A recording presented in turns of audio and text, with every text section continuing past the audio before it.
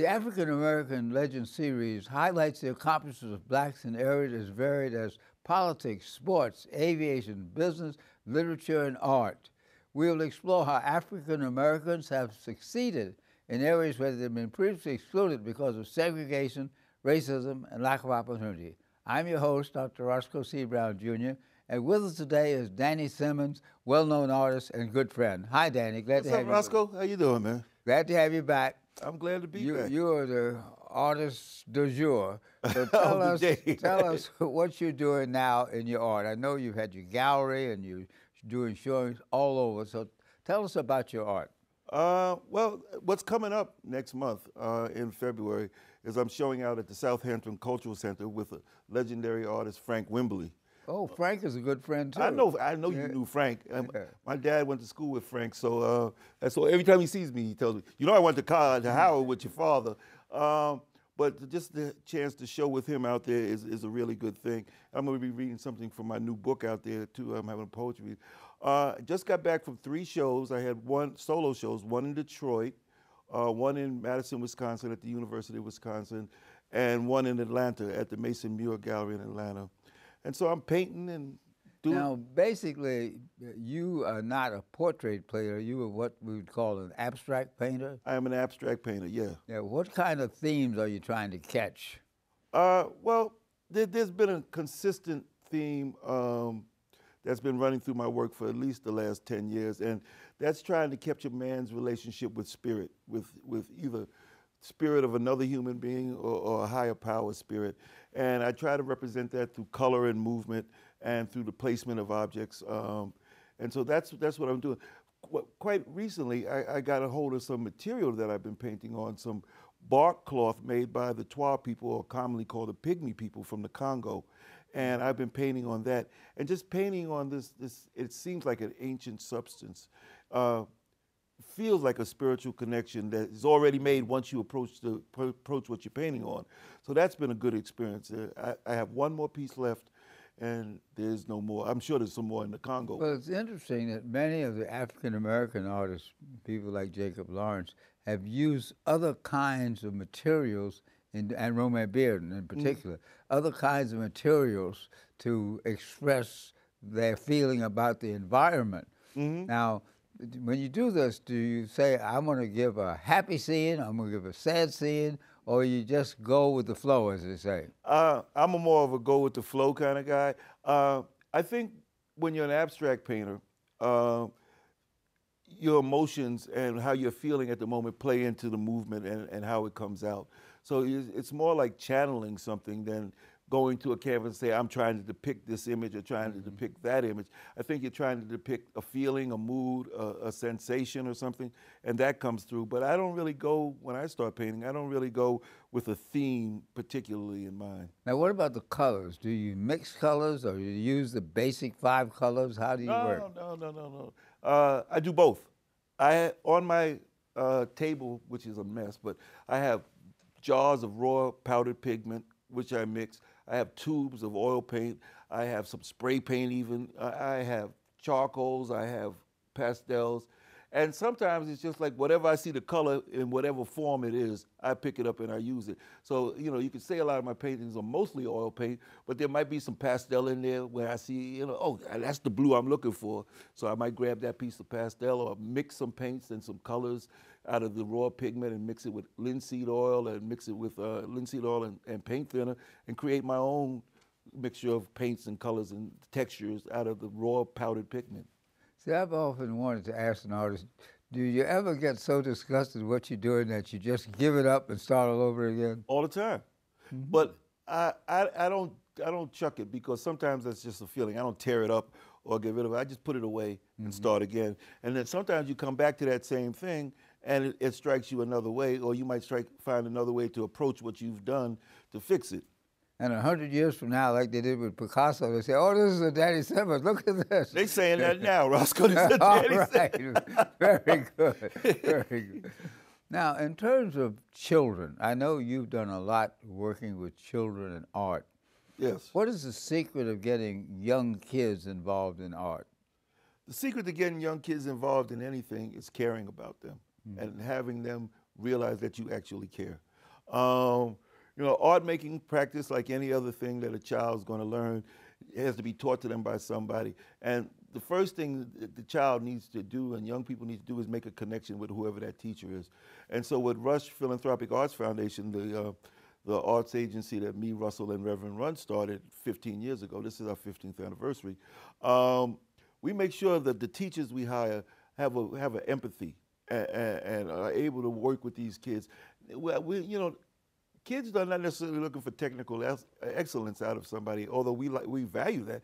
They're looking for that person, who they are, how they connect to them, this, that, and the other. So the first thing I would look for in a teacher is how are you going to connect to this child, not how well you can paint.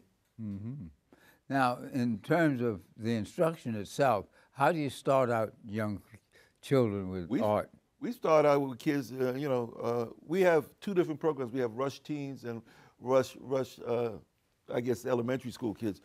We work with them in two different ways. We have a program called Gallery in the School, where we've partnered with 5 or 6 schools within and around New York City, and we have teachers go into the school and we take over a classroom and actually create an art gallery for the kids, a safe place for them to create and show their work.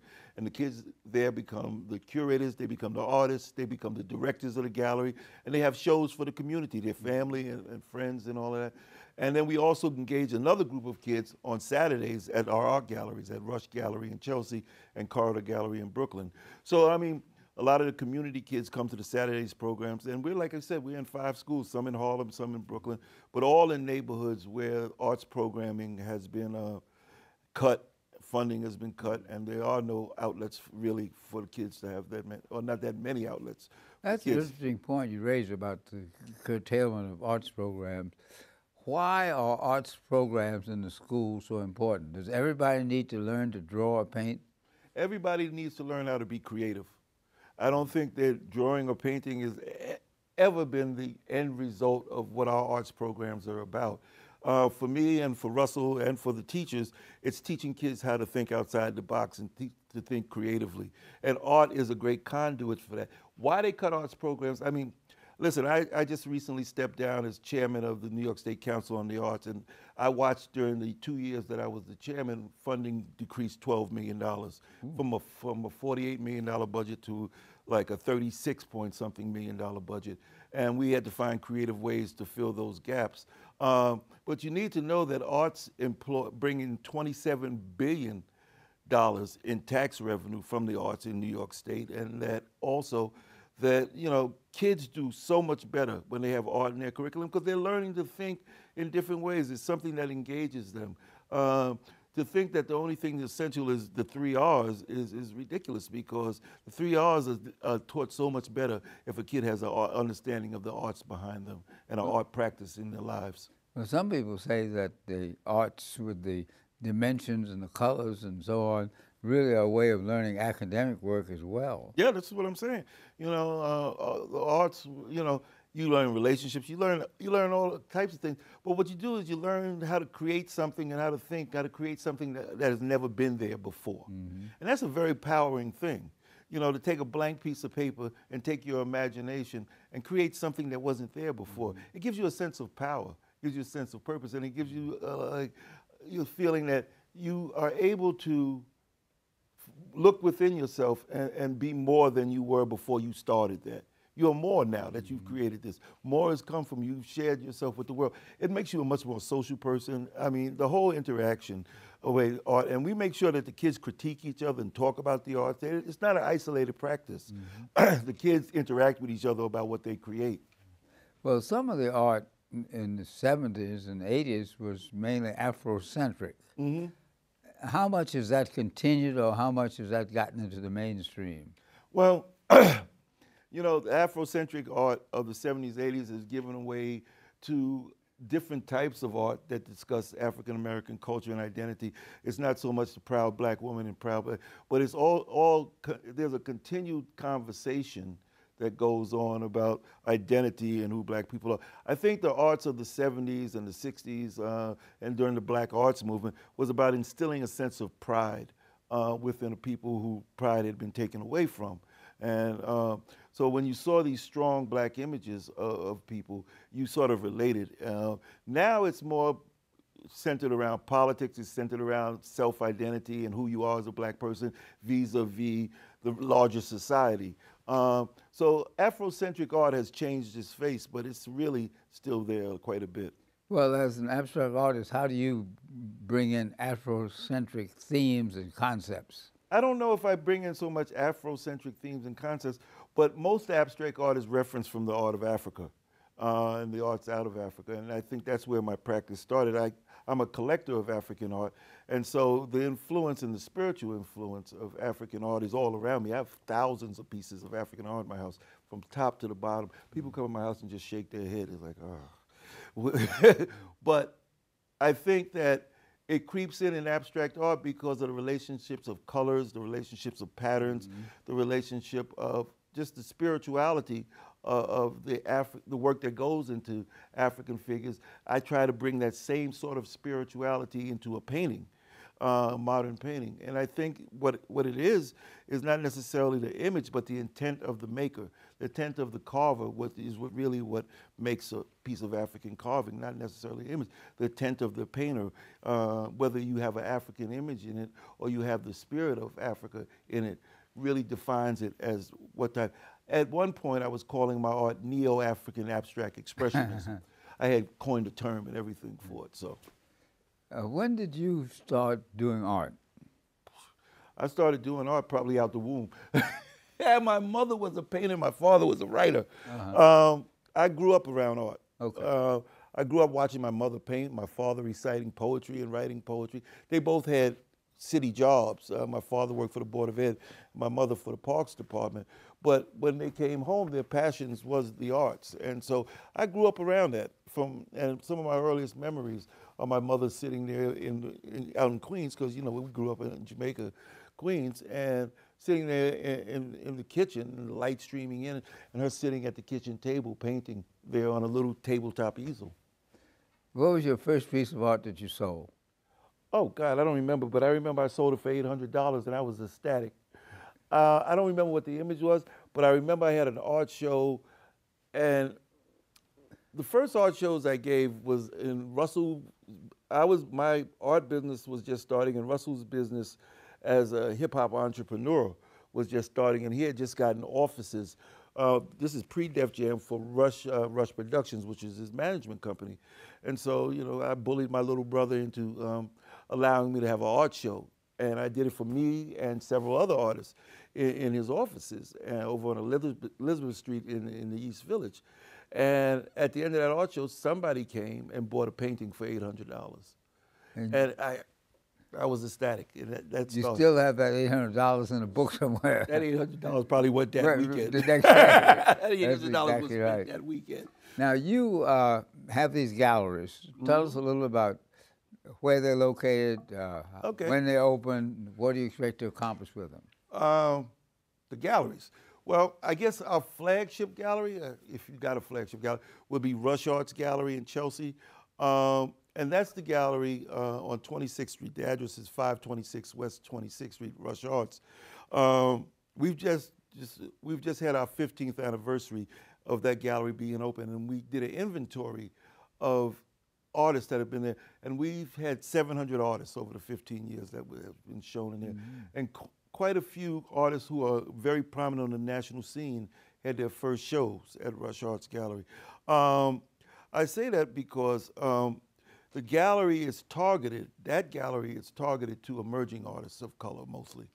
And so, you know, we find artists who are trying to develop their practice through graduate schools and through residencies and this, that, and the other, and we check out what they're doing and we give them a show. So we're really targeting emerging artists that are really excellent in what they're doing, who are innovative and cutting edge and looking to do new things in the art and don't have a place to show. Well, the purpose of a gallery isn't just for people to see it, it's for them to see it and buy. Well, we're a nonprofit gallery. We do not emphasize as much on selling as other galleries, although we do not turn any sales down. The last show, which I curated, we've sold 6 paintings so far. Photographs is a photography show. So, I mean, we're pushing developing a career more than developing sales. Although sales, it's quite obvious that we have the stuff for sales is a price list and that and the other. But I don't have a salesperson at the helm of that gallery. I have a person who's a curator and looking for new and innovative art. The gallery out in Brooklyn, Corridor Gallery, is more of a community-based gallery.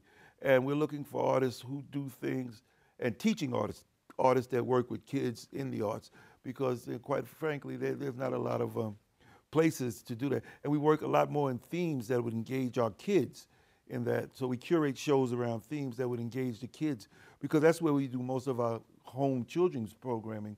And so we engage in themes that are timeless for them, that they can relate to and work off their art. Example.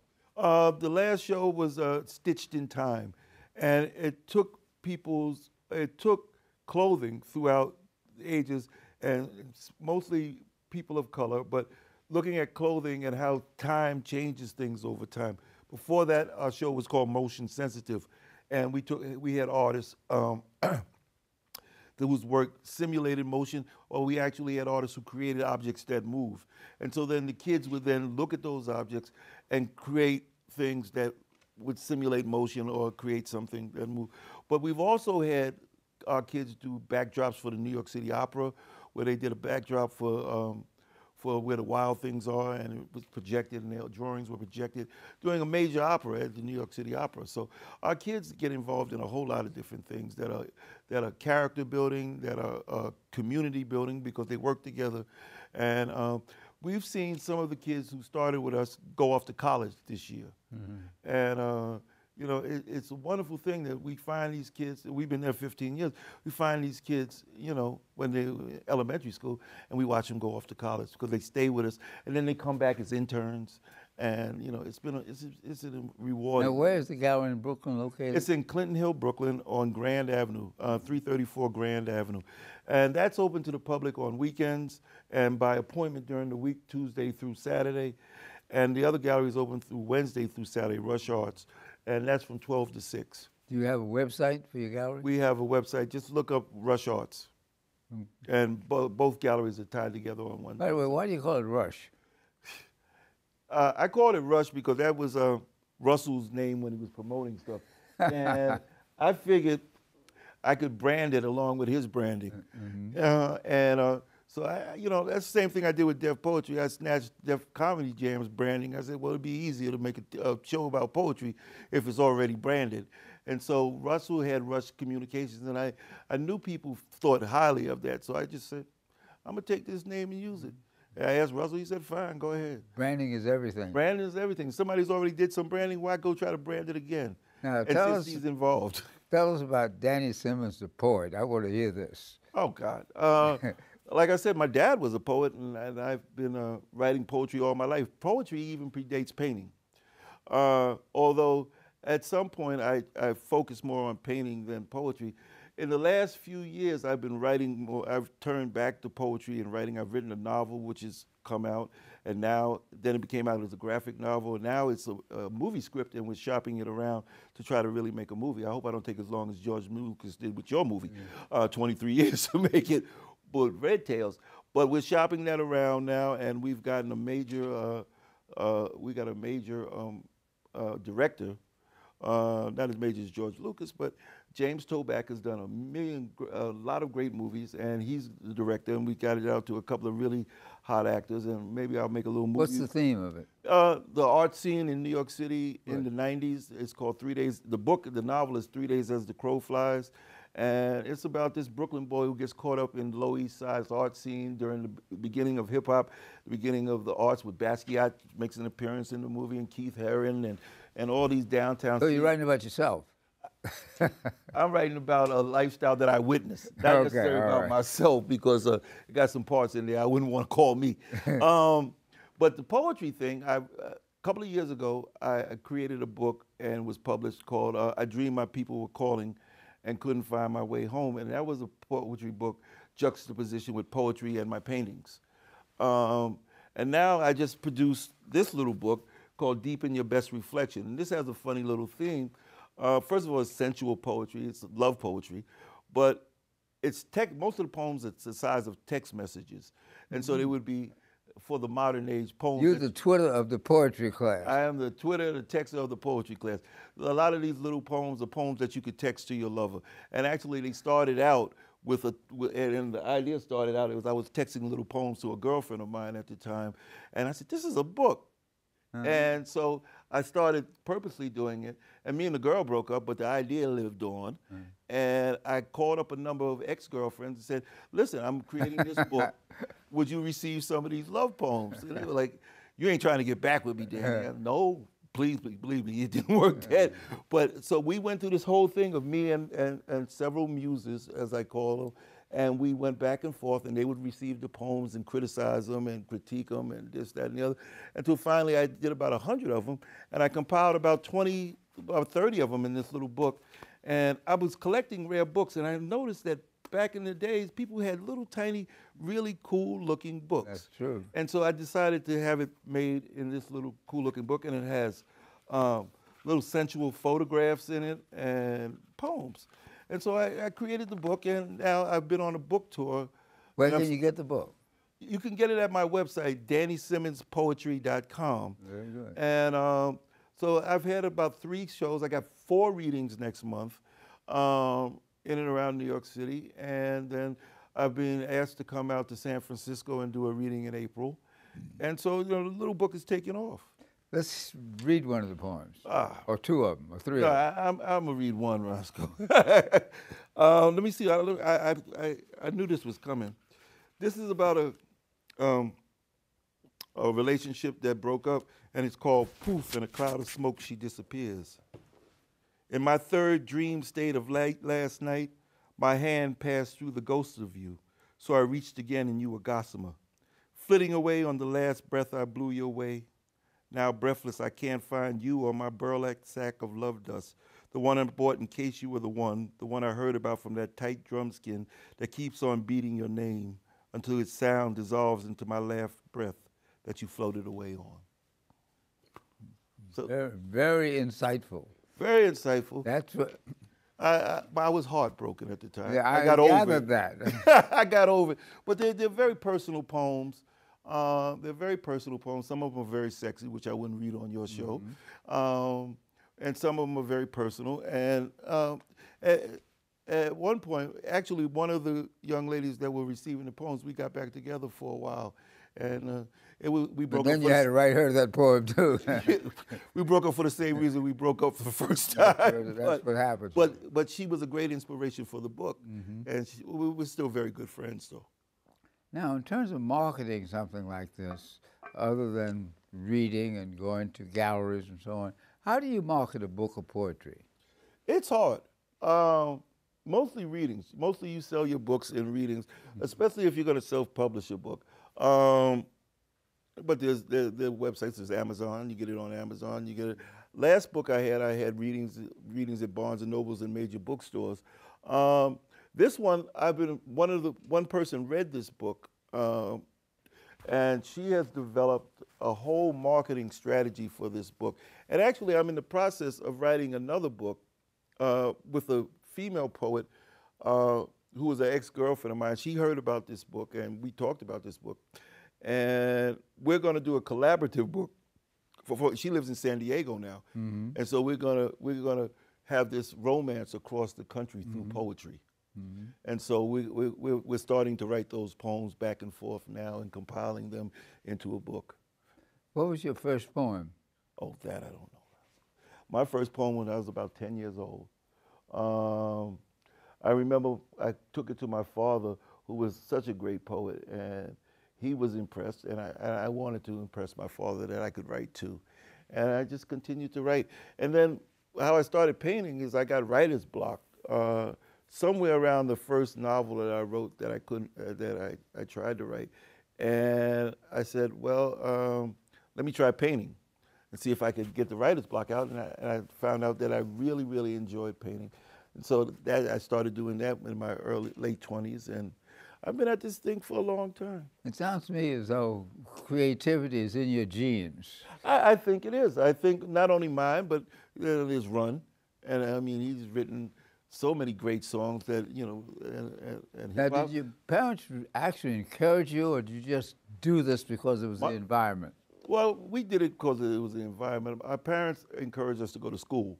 Number one. And my father used to, when he first came to New York after he left Howard University, after he got his master's again in New York, he wanted to be a teacher, and he eventually ended up teaching. But he had a slight Southern accent or a non-New York accent, and they wouldn't hire him. So he ended up being a social worker. And he sat on one side. Desks used to face each other at the Department of Social Services, and Romare Bearden sat on one side. I remember Romare. And my father sat on the other side of the desk. And my father was like, and he remembers Romare struggling, being an artist and keeping his job to make sure his bills were paid. And he said, well, and when I told him I was going to try to be an artist full-time job, he said, well, you know, Romie kept his job. You need a pension. he was a great proponent of having a good city job, so some sort of job. But it seemed like all three of us went different ways. I mean, me, Russell, and Joey, we became entrepreneurs of sort. Well, the interesting thing about the black middle class, much of it is based on the civil service and the meritocracy Of course. that the civil service provided. Things have changed a little bit now, and creativity and business entrepreneurship has taken over. Right. And you and Russell and Ron are excellent examples of that. So I hope that those in the audience who are viewing this will go to the galleries, Oh, please look at come your to the work, gallery. and let's say, I guess you would like some of these people to become artists themselves. I like these people. I never advocate for anybody to become an artist. I advocate for people, and when I talk about creativity, I want people to think about things in new and different ways. Art is a great gateway to doing that. We find ourselves in so many problems and that don't have solutions that are apparent, that we need a whole new generation of people thinking about where we're at in this world. We've been talking with an artist of great repute and great energy, Danny Simmons. Yes, yes, you have.